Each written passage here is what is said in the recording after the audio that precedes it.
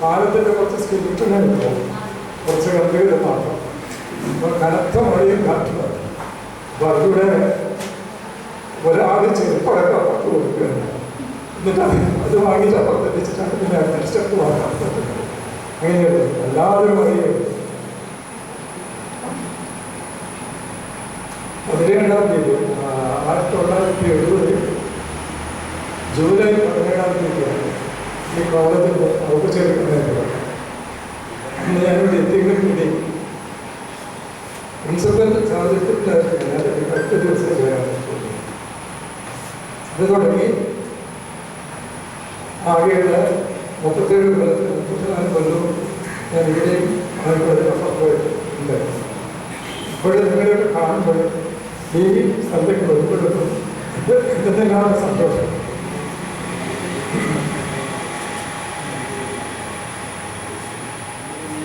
പലരെയും കണ്ടിട്ട് മനസ്സിലാക്കില്ല.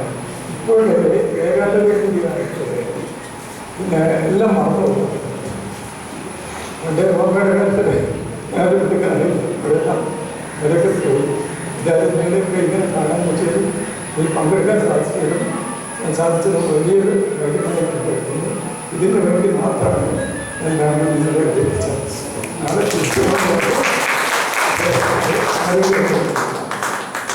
എല്ലാവർക്കും നമുക്ക് എല്ലാവർക്കും നല്ലത് വേണ്ടത് മാത്രം ആശംസിച്ചുകൊണ്ട്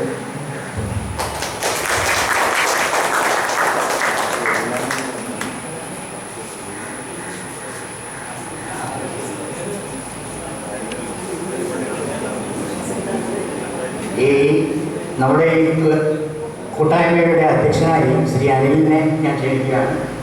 ബാക്കി പരിപാടികൾ അനിൽ നിയന്ത്രിക്കുന്നതായിരിക്കും. നമസ്കാരം. വേദികരിക്കുന്ന ആദരണീയരായ അധ്യാപകരെ, ശേഷം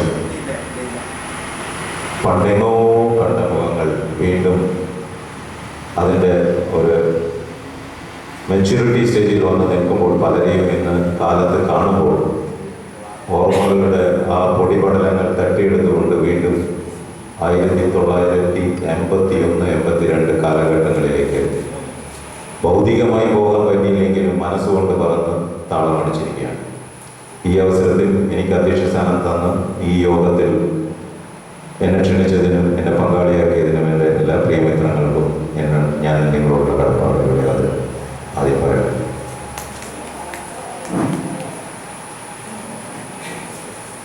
പതിനഞ്ചിരുപതോളം വരുന്ന അധ്യാപകരിൽ 4 പേരാണ് അവരുടെ പ്രശ്നങ്ങളും മറ്റ് അസൗകര്യങ്ങൾ മറ്റ് പരിപാടികളൊക്കെ മാറ്റിക്കൊണ്ട് നമുക്ക് വേണ്ടി ഇവിടെ എത്തിയിരിക്കുന്നത്. അത് വലിയൊരു കടപ്പാടാണ് അവർ നമ്മളോട് കാണിച്ചതും നമുക്ക് അവരോട് പറയാനുള്ളത്. അവർക്ക് അതിനായി നമുക്ക് വലിയൊരു കൈവടി കൊടുക്കാം.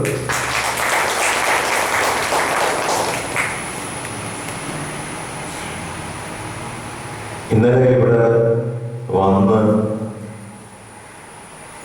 പടിക്കെട്ടുകൾ കയറുമ്പോൾ വേദീന്ദ്രൻ മാസ്റ്റർ പറഞ്ഞു എത്രയോ തവണ ഈ പടിക്കെട്ടുകൾ കയറി ഇറങ്ങിയിരിക്കുകയാണെന്നുള്ളത് സത്യമാണ്. ഞാൻ എന്നെ ഇപ്പം മനസ്സിലായി കാണില്ല. ഞാൻ രവീന്ദ്രൻ മാസ്റ്റർ അന്ന് താമസിച്ച വീടിൻ്റെ അടുത്തായിരുന്നു എൻ്റെ വീട്. അദ്ദേഹം കാലത്ത് കോളേജിലേക്ക് പോകുന്ന ആ സ്പീഡ് നമുക്ക് ഓടിയപ്പോൾ എത്താൻ പറ്റാറില്ലായിരുന്നു.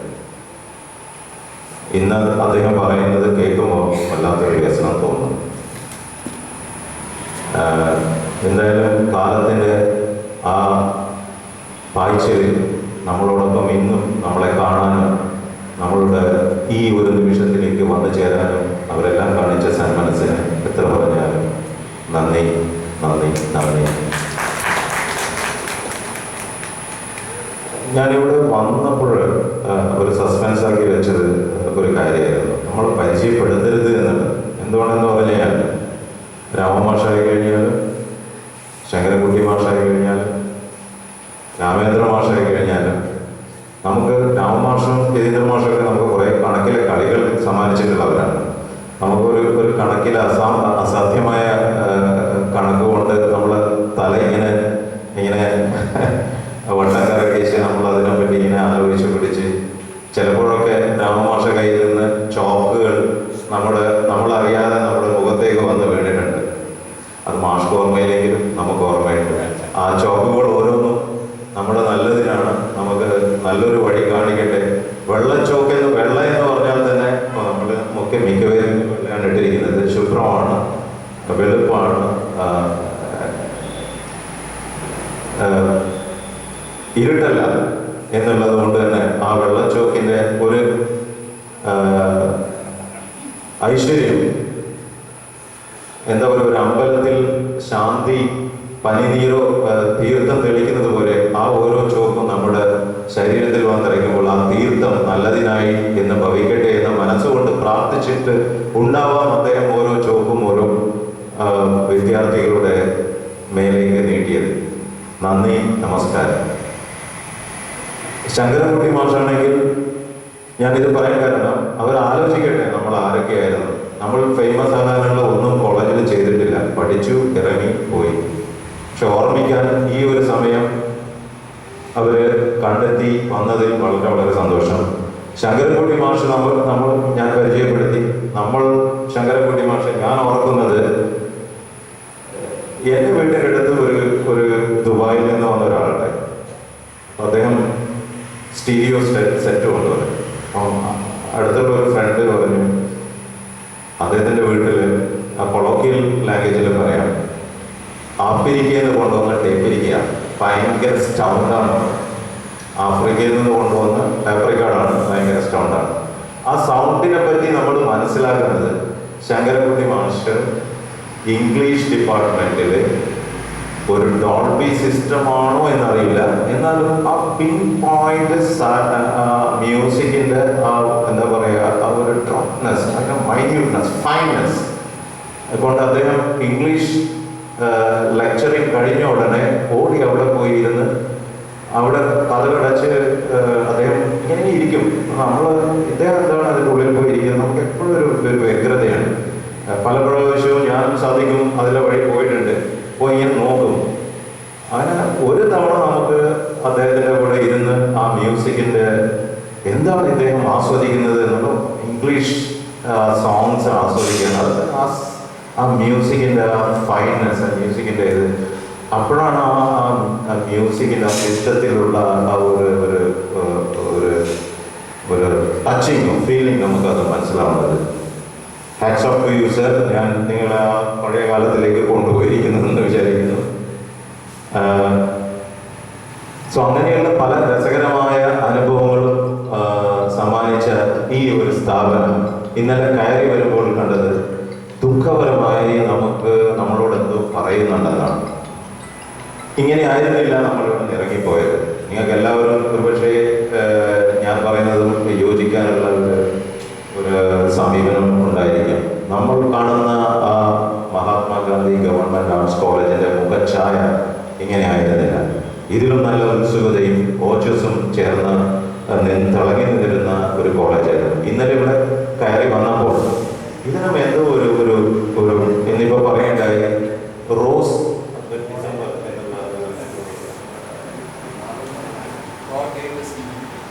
God gave us memory so that we may have roses in December. Okay, December means the evening of our life. So it also seems to be that the college is also facing an evening of its life. Sorry. അപ്പോൾ അങ്ങനെയുള്ള സ്ഥിതിക്ക് ഇന്നലെ നമ്മൾ ഇങ്ങനെ സംസാരിക്കാനിടയിൽ ഈ സ്ഥാപനത്തിന് 2-3 കാര്യങ്ങൾ നമ്മളോട് പറയാനുണ്ടായിരുന്നു. ഒന്ന്, ഇവിടെ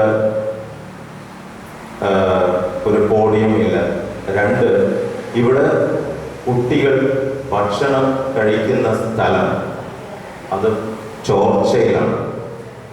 അപ്പോൾ അത് നമ്മുടെ അടുത്ത് സംസാരിക്കുകയും നമുക്കത് കേട്ടപ്പോൾ വളരെ ശോചനീയം, വളരെ ദുഃഖം തോന്നി. ഞങ്ങളൊരു 5-6 പേരുണ്ടായിരുന്നു എന്നല്ല അത് കേട്ടപ്പോൾ. എന്ത് ചെയ്യാൻ പറ്റും? അതിൻ്റെ ഫുൾ ചെലവ് നമുക്ക് വഹിക്കാൻ പറ്റിയില്ലെങ്കിലും ചേർന്നുകൊണ്ട് മറ്റുള്ളവരോടുകൂടി അതിനെ പടുത്തുയർത്താനുള്ള ഒരു ചെറിയൊരു ഒരു സഹായം നമ്മളെ കൊണ്ട് ചെയ്യാൻ പറ്റുമോ എന്നുള്ള ഒരു ചോദ്യം ഞാനിവിടെ നിങ്ങളോട് ചോദിക്കുകയാണ്. നിങ്ങൾക്കത് പറ്റുമെന്നാണെങ്കിൽ എൻ്റെ കൂടെ കൈ ഉയർത്താം. Okay, that is the answer. Okay, so we will come back to you for that in a later stage. ഇത്രയും പറഞ്ഞുകൊണ്ട് ഞാൻ ഇവിടെ കൂടിയിരിക്കുന്ന ആദരണീയ അധ്യാപകരുടെ സമയം കളയുന്നില്ല. ഒരു വ്യക്തി കൂടെ, രാമചന്ദ്രൻ മാസ്റ്റർ, എന്നെ ഡയറക്റ്റായിട്ട് പഠിപ്പിച്ചിട്ടില്ലെങ്കിലും അദ്ദേഹം ഹിന്ദിയുടെ അധ്യാപകനായിരുന്നു. ഞാൻ മലയാളമാണ് പഠിച്ചത്. എനിക്ക് കൂടുതൽ മോഹൻ ചെറുകാട്, വസുന്ധര ദേവി ടീച്ചർ ആയിരുന്നു കൂടുതൽ അടുപ്പം. ഇവിടെ PDC പഠിക്കുന്ന സമയത്ത് കുറച്ച് മിമിക്രി മോണോയാക്ടിലൊക്കെ കുറച്ച് കാര്യങ്ങളൊക്കെ ചെയ്തിരുന്നു. പക്ഷെ അതൊക്കെ കഴിഞ്ഞ കാലം.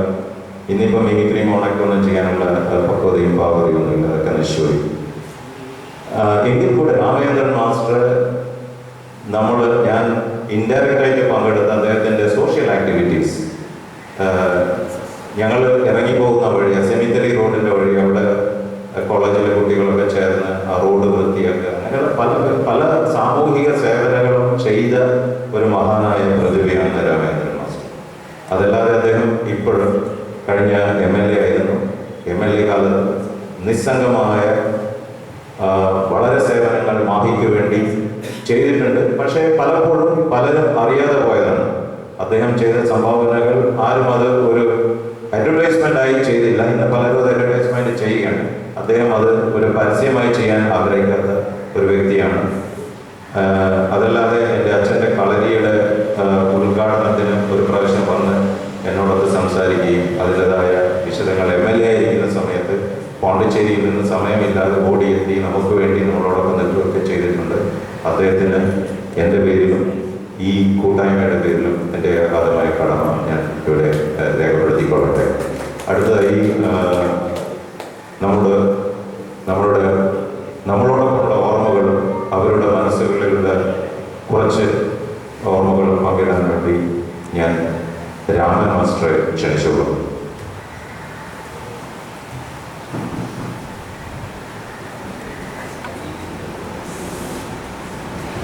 ഞാൻ ഈ കോളേജിൽ അധ്യാപകനായിട്ട് വന്നത് 1982 എൻ്റെ ഓർമ്മ ശരിയാണെങ്കിൽ എൻ്റെ പ്രീ ഡിഗ്രി റൂം ഇതായിരുന്നു. ഇവിടെ വെച്ചിട്ട് കുറേ ബാച്ചുകളുടെ ക്ലാസ്സുകൾ എടുത്തിട്ടുണ്ട്. ഇവിടെ നിൽക്കുമ്പോൾ ഞാൻ അതാണ് ഇപ്പോഴും ഓർമ്മിക്കുന്നത്. ബോർഡിൽ മാത്സ് എഴുതിയതും പിന്നെ അത് ചെയ്തു കൊടുത്തതും എല്ലാ കാര്യങ്ങളും. അപ്പോൾ ഈ കോളേജിൽ 85 കോളേജ് മാറിയില്ല. അതുവരെയുള്ള അനുഭവം എന്ന് പറഞ്ഞു കഴിഞ്ഞാൽ ഇവിടെയായിരുന്നു കുറെ കൂടി കൂടുതൽ സന്തോഷം ഉണ്ടായിരുന്നു. എന്താ വെച്ചാൽ എല്ലാ ഡിപ്പാർട്ട്മെന്റും ക്ലാസ്സുകളും അടുത്തടുത്തായതുകൊണ്ട് എല്ലാവരെയും കാണാനുള്ള സൗകര്യമുണ്ട്. പുതിയ ചാലക്കരയിൽ അവിടെ പോയപ്പോൾ ഡിപ്പാർട്ട്മെന്റെല്ലാം സ്പ്രെഡായി, പിന്നെ കാണുന്നതും അപൂർവമായി. അങ്ങനെ ഒരു സിറ്റുവേഷൻ ഉണ്ടായിരുന്നു. പിന്നെ നിങ്ങളുടെ എത്ര പേരെ എനിക്കിപ്പോൾ ഓർമ്മിക്കാനാവുന്നുണ്ടെന്ന് അറിയില്ല. ഏതായാലും പരിചയപ്പെട്ടവരെ ഇപ്പോൾ ഓർമ്മയുണ്ട്. പിന്നെ ഏതായാലും ഇങ്ങനെയൊരു അവസരം തന്നതിന് നിങ്ങളോട് നന്ദി പറയുന്നു. വരെ നിങ്ങളെ എല്ലാവരെയും കാണാൻ കഴിഞ്ഞതിൽ വളരെ സന്തോഷം. ഓക്കെ, ശരി, താങ്ക് യു.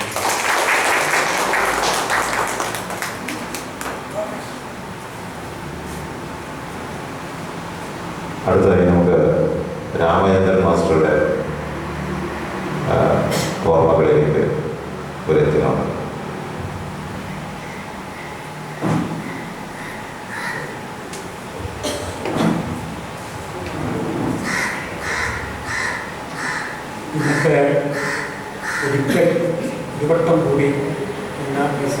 കോളേജിൻ്റെ ബഹുമാനപ്പെട്ട അധ്യക്ഷൻ, വേദിയിലിരിക്കുന്ന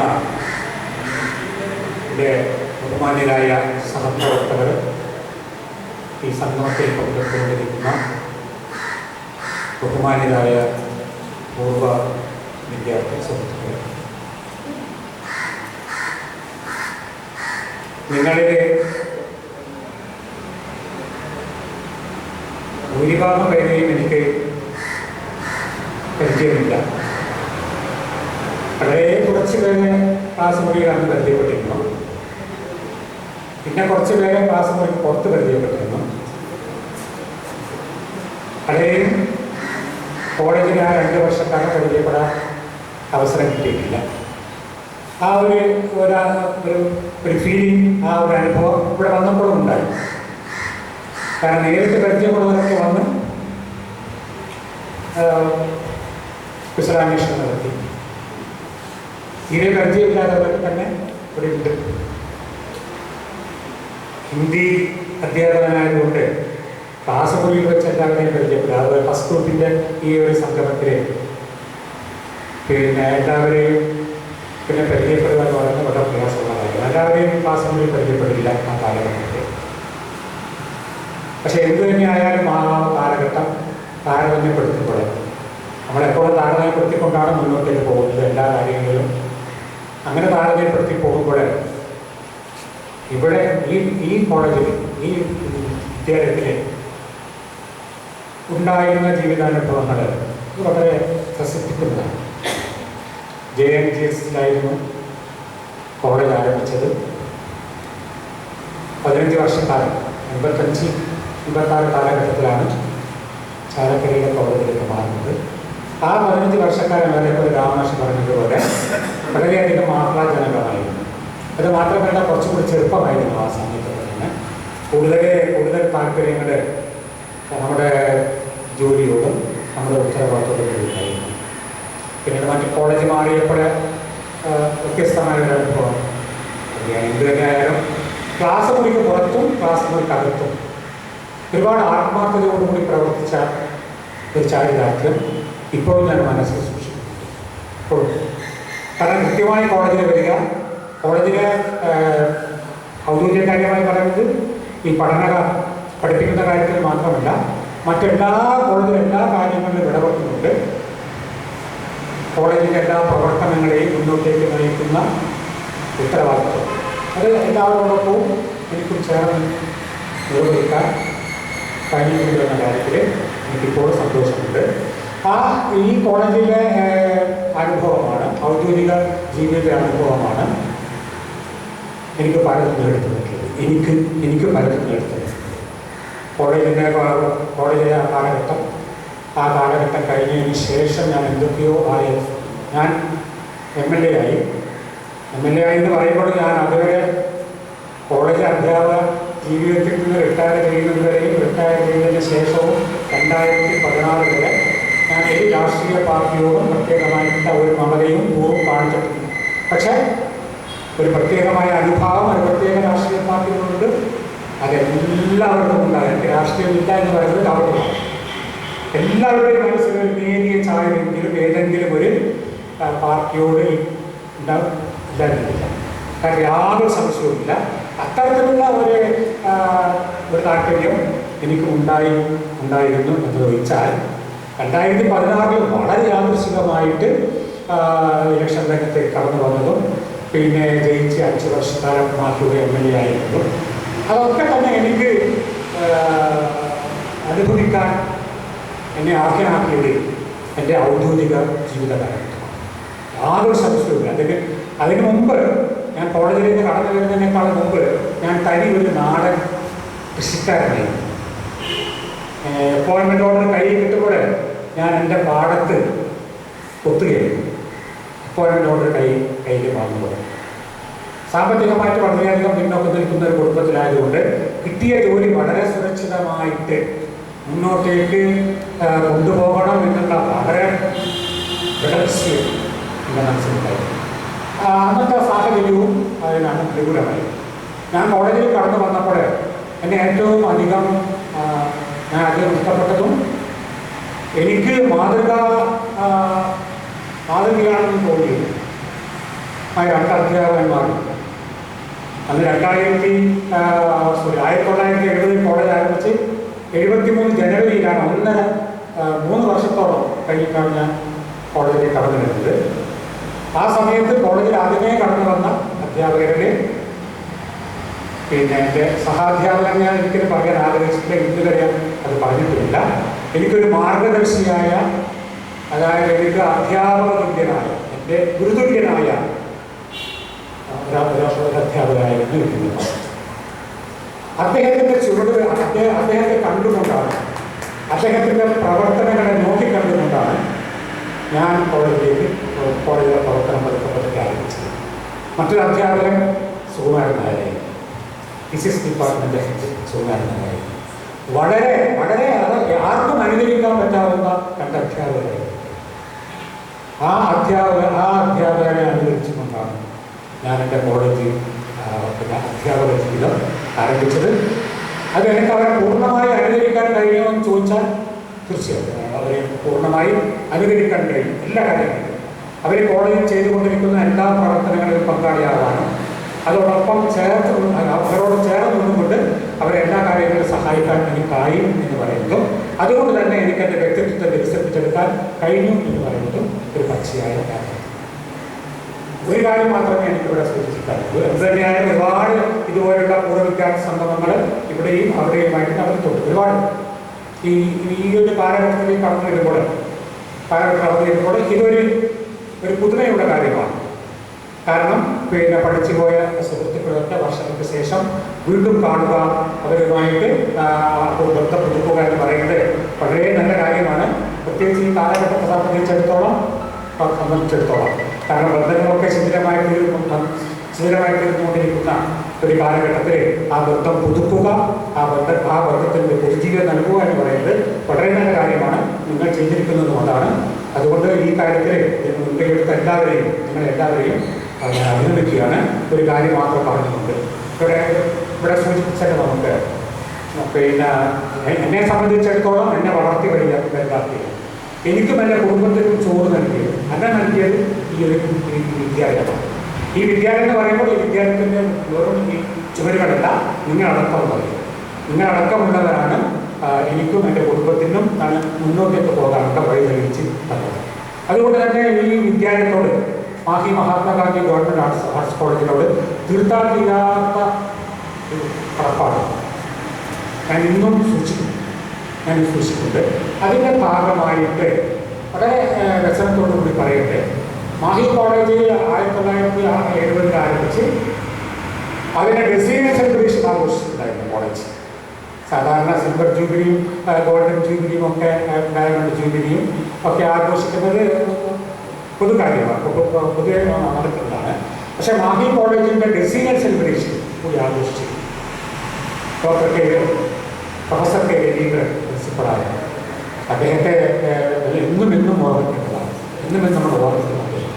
അതായത് സ്വന്തം ജീവിതം മുഴുവനും ഈ ഒരു സ്ഥാപനത്തിൽ മാഹിയിലെ മാത്രമല്ല പോണ്ടിച്ചേരിയിലെ വിദ്യാഭ്യാസ രംഗത്തിന് വേണ്ടി ബലിയർപ്പിച്ച ഒരുപാട് പ്രയാസങ്ങളൊക്കെ അദ്ദേഹത്തിന് പിന്നീട് അതുകൊണ്ട് തന്നെ അനുഭവിക്കേണ്ടി വന്നിട്ടുണ്ട്. എല്ലാം സ്വന്തം കുടുംബത്തെയും സ്വന്തം കാര്യങ്ങളൊക്കെ തന്നെ മാറ്റി നിർത്തിക്കൊണ്ട് തൻ്റെ ഔദ്യോഗിക ജീവിതത്തോട് അത്രമാത്രം അടുത്തു നിന്നുകൊണ്ട് പിന്നെ തൻ്റെ ഔദ്യോഗിക ജീവിതം ഭാഗമായ കോളേജ്, ആ കോളേജിലെ പ്രിൻസിപ്പളായിരിക്കുമ്പോൾ അദ്ദേഹം നിർവഹിച്ച സേവനങ്ങൾ അതുല്യമാണ്. അത് മറ്റെവിടെയും അനാദൃശ്യമാണ്. എവിടെയും അത് ദർശിക്കാൻ പോലും പ്രയാസമാണ്. അതായത് ഇപ്പോൾ ഇല്ല. പക്ഷെ ആ സമയത്താണ് കോളേജ് ഡെസിഗ്നേഷൻ സെലിബ്രേഷൻ ആഘോഷിച്ചത്. അതിനുശേഷം സിൽവർ ജൂബിലി ആഘോഷിച്ചു.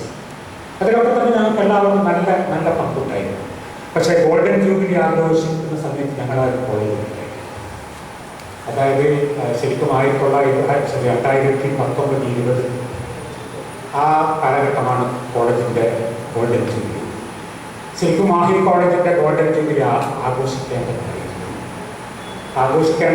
അത് ആഘോഷിച്ചിരുന്നുവെങ്കിൽ ഇന്നിവിടെ അധ്യക്ഷ സുഹൃത്ത് പറഞ്ഞതുപോലെ ഒരുപാട് പോരായ്മകൾ ഇവിടെയല്ല. ഇപ്പോൾ നമ്മുടെ കോളേജിൽ ഒരുപാട് പോരായ്മകൾ. ഇന്ന് ഒരു ഫസ്റ്റ് ഗ്രേഡ് കോളേജാണ്. ആ കോളേജിൽ ഒരു ഓഡിറ്റോറിയം ഇല്ല എന്ന് പറയുന്നത്. ഇത് കേരളത്തിലെ ഒരു കോളേജിലും അങ്ങനെ ഒരു ഗതികേട് ഉണ്ടായിട്ടില്ല. ഒരു ഓഡിറ്റോറിയം ഇല്ല എന്ന് പറയുന്നത്. പിന്നെ നല്ല ലൈബ്രറിയാണ്. ആ ലൈബ്രറിയിൽ ഇരുന്നും കൊണ്ട് വായിച്ച് കുട്ടികൾക്ക് അധ്യാപകർക്ക് റെഫർ ചെയ്യാനുള്ള സൗകര്യം ഒന്നുമില്ല. അപ്പം ഒരു ലൈബ്രറി ബിൽഡിങ് അല്ലെങ്കിൽ ഒരു ഓഡിറ്റോറിയം ഇല്ലാത്ത ഒരേ ഒരു കോളേജ്. അന്ന് ഞാൻ MLA ആയ സമയത്ത് ഞാൻ ഒരുപാട് ശ്രമിച്ചു.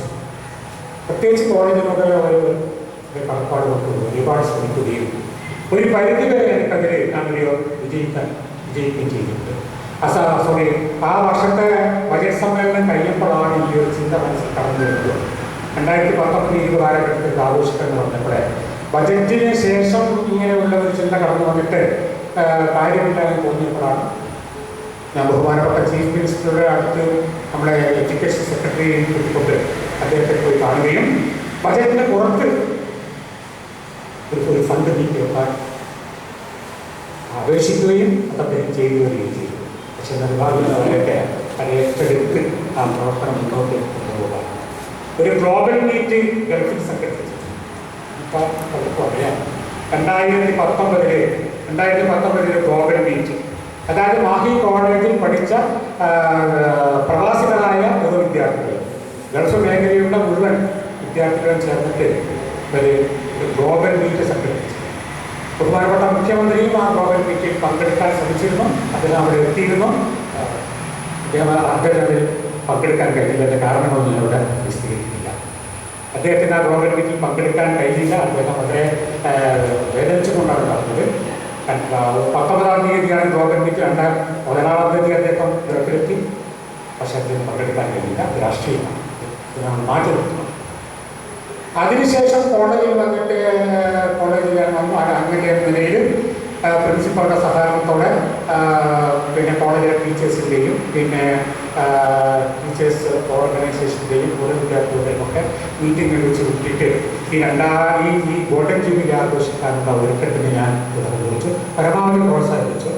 പക്ഷേ ആരും തന്നെ ഉണർന്ന് മുന്നോട്ടേക്ക് ആരും പൂർവ്വ വിദ്യാർത്ഥികളോ അല്ലെങ്കിൽ നിലവിലുള്ള വിദ്യാർത്ഥികളോ നിലവിലുള്ള അധ്യാപകരോ അല്ലെങ്കിൽ പൂർവ്വ വിദ്യാർത്ഥികളോ അല്ലെങ്കിൽ അധ്യാപക സംഘടനകളോ അല്ലെങ്കിൽ നാട്ടുകാരോ ആരും തന്നെ മുന്നോട്ടേക്ക് വന്നില്ല. അന്ന് ഞാൻ ലക്ഷ്യം വെച്ച് 2 കാര്യങ്ങൾ. ഒന്ന്, അതായത് 2009 എനിക്ക് തോന്നുന്ന ആയുർവേദ മെഡിക്കൽ കോളേജിന് വേണ്ടിയിട്ട് ഒരു 3 സ്റ്റോറി ബിൽഡിംഗ്, മാഹി കോളേജിൻ്റെ ഒരു 3 സ്റ്റോറി ബിൽഡിങ് ശരിക്കും ആയുർവേദ മെഡിക്കൽ കോളേജിന് വേണ്ടിയിട്ട് കൈമാറി. അവിടെയാണ് ഞങ്ങളൊക്കെ ഉണ്ടായിരുന്നത്. ഹിന്ദി, മലയാളം, എക്കണോമിക്സ് ഡിപ്പാർട്ട്മെൻറ്റ്, പിന്നെ 3 ക്ലാസ് റൂമുകളൊക്കെ തന്നെ ചേർത്ത് വെച്ചുകൊണ്ടുള്ള ഒരു ഓഡിറ്റോറിയം, ഇതൊക്കെ അവിടെയായിരുന്നു. ആർട്സ് ബ്ലോക്ക് എന്ന് പറയാം, അവിടെയായിരുന്നു. ആ ബ്ലോക്ക് ശരിക്കും ആയുർവേദ ഹോസ്പിറ്റലിന് മെഡിക്കൽ കോളേജിന് കൈമാറിയപ്പോൾ കോളേജിന് പിന്നെ റൂംസ് ഉണ്ടായിരുന്നില്ല. രാമാഷ്ക്കും ഒക്കെ അറിയാൻ പറ്റില്ല അത്. കാരണം വെച്ചാൽ പിന്നെ ക്യൂബിക്കിൾസിലായിരുന്നു. അന്ന് ആർട്സ് കോളേജിലെ എ ബ്ലോക്കിലുണ്ടായിരുന്ന ക്യൂബിക്കിൾസിലായിരുന്നു മിക്കവാറും ക്ലാസ്സുകളൊക്കെ നടന്നത്. അതുകൊണ്ട് ആവശ്യമായ ക്ലാസ് റൂം ഉണ്ടാകണം. അതോടൊപ്പം തന്നെ ഒരു പിന്നെ ഓഡിറ്റോറിയം ഉണ്ടായിരിക്കണം. അതിനൊരു ഗോൾഡൻ ജൂബിലി ബിൽഡിംഗ്, ഇതായിരുന്നു ലക്ഷ്യം. ഒരു ഗോൾഡൻ ജൂബിലി ബിൽഡിംഗ് സ്ഥാപിക്കണം. അതിന് പോണ്ടിച്ചേരിയിൽ മിക്കവാറും സെക്രട്ടറിമാരും ഈവൻ മുഖ്യമന്ത്രി പിന്നെ ഒക്കെ ചീഫ് സെക്രട്ടറി ഒക്കെ തന്നെ അനുകൂലമായിരുന്നു. അതിനുവേണ്ടി 65 ലക്ഷം രൂപ നീക്കി വെക്കുകയായിരുന്നു. പിന്നീട് അടുത്ത ബജറ്റിൽ നീക്കി വെക്കാമെന്ന് വാഗ്ദാനം ചെയ്യുകയായിരുന്നു. ഇവിടെ വന്ന് വീട് ഡിപ്പാർട്ട്മെൻറ്റിനെ സഹായിച്ചിട്ട് പിന്നെ അവിടെ അതിന് വേണ്ടുന്ന ഒരു പിന്നെ സ്ഥലം കണ്ടെത്തുകയും പക്ഷേ നിർഭാഗ്യവശാൽ നടന്നില്ല. ആ പണമൊക്കെ തന്നെ മറ്റു പല കാര്യങ്ങൾക്ക് വേണ്ടി ഉപയോഗിച്ചു. ആ ഒരു ചെറിയ പ്രയാസം. ഇന്നിങ്ങനെയുള്ള സംഗമങ്ങളൊക്കെ പിന്നെ സംഗമങ്ങൾ എന്ന് പറയുന്നത് നിങ്ങൾ തമ്മിൽ കൂട്ടിച്ചേരാനാണ്. പക്ഷെ എന്നാലും നമ്മൾ പലപ്പോഴും കാണാറുണ്ട് ഇത്തരത്തിലുള്ള സംഗമങ്ങളൊക്കെ ഉണ്ടാകുമ്പോഴേ പഠിച്ച സ്ഥാപനത്തിന് ആവശ്യം പറഞ്ഞതുപോലെ നമുക്ക് എന്ത് ചെയ്യാൻ കഴിയുമെന്ന് പറഞ്ഞതുപോലെ എന്തെങ്കിലുമൊക്കെ ചെയ്യാം. ഇതുപോലെയുള്ള കൂടുതൽ വിദ്യാർത്ഥി സംഘടനകളൊക്കെ ചെയ്യാറാകും. പക്ഷെ അന്നത് ഉണ്ടാകില്ല. ഇന്നും നമ്മുടെ കോളേജിൻ്റെ നമ്മളൊക്കെ ഭാഗമായ നമ്മുടെ കോളേജസ് വളരെ ക്ലാസ് ഒരു പുതിയ കോഴ്സ് വരാനുള്ള ഒരു സാധ്യതയും ഒരു സാധ്യതയും ഒക്കെ ഒരു പുതിയ കോഴ്സ് ഒക്കെ തന്നെ ഇഷ്ടംപോലെ എടുക്കും. അതുപോലെ